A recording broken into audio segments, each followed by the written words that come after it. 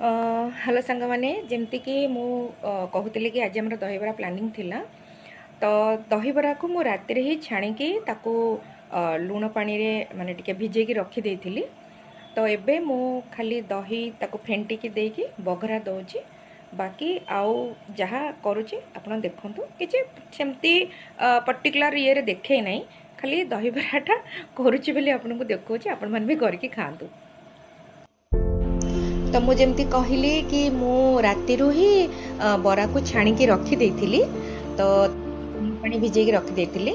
तो भुसुआ पत्र नहीं जाइए आम टे बढ़िया के देदेबा भुसुआ पत्र सोरिष आउ सुखिला लंका तादरे टिके हेंगू। तो बर्तमान मु दही पकाउली कि नाई दहीटा कि फेंटिकी पकेले भल हम तेणु भलसे बर्तमान दही की फेंटी दौचु।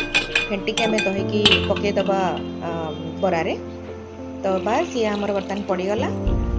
तो बर्तमान गोटे जगार मु तेल अल्प सोरिष सुखला लंका भुसुआ पत्र को लेकिन गोटे बढ़िया की झुंक देदबा। टिके हेंगू पकेबे मु देखै पानी स्किप हो जाइछि।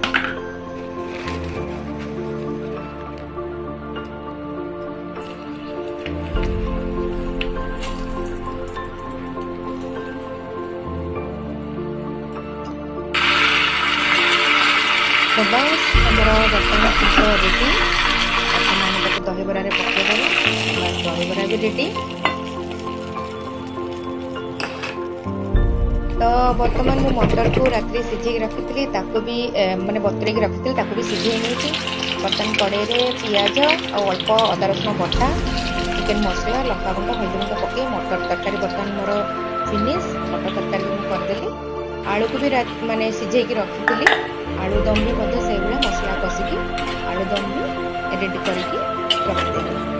तो बर्तमान आमर आलूदम पाई सॉरी दहीबरा आलूदम पाई मटर तरकारी दहीबरा एवं आलूदम तीनटा आमर रेडी थुआ होगा। देखो तीनटा आमर रेडी होगा। बर्तमान चलते आम प्रिपेरेसन कर मो पाखे भी सामग्री नाला जहाँ घरे आवेलेबल था मुझे बन माने खावाई।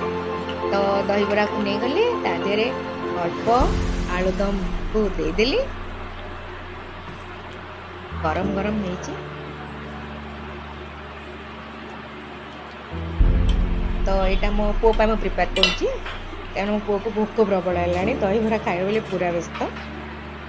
तो मुझे टे कटा पियाज देदेली। एक्चुअली ताते जीरा गुंड पकेवा कथा मु पकई नहीं माने ताकू राग लगे बोली आपण मैंने पकई पारे। जीरा गुंड जहाँ भी आप पकड़ा इच्छा अच्छी कंचा लंका भी तार भी गोटे ये भी दे पारे पेस्ट दे पारे। तो मैं टे मीठा सॉस बन मीठा सॉस टे पकईदेली आउे धनिया पत्र पकईदेली। तापर आमर सेव सेव तो मेन दहीबरा रे नले टेस्ट लगे ना। तो सेव को टे पकईदेली। तो बर्तमान आमर दहीबरा आलूदम पूरा रेडी। आपण मैंने कर खाऊँ आम चलू आम ब्रेकफास्ट करने। Thank you.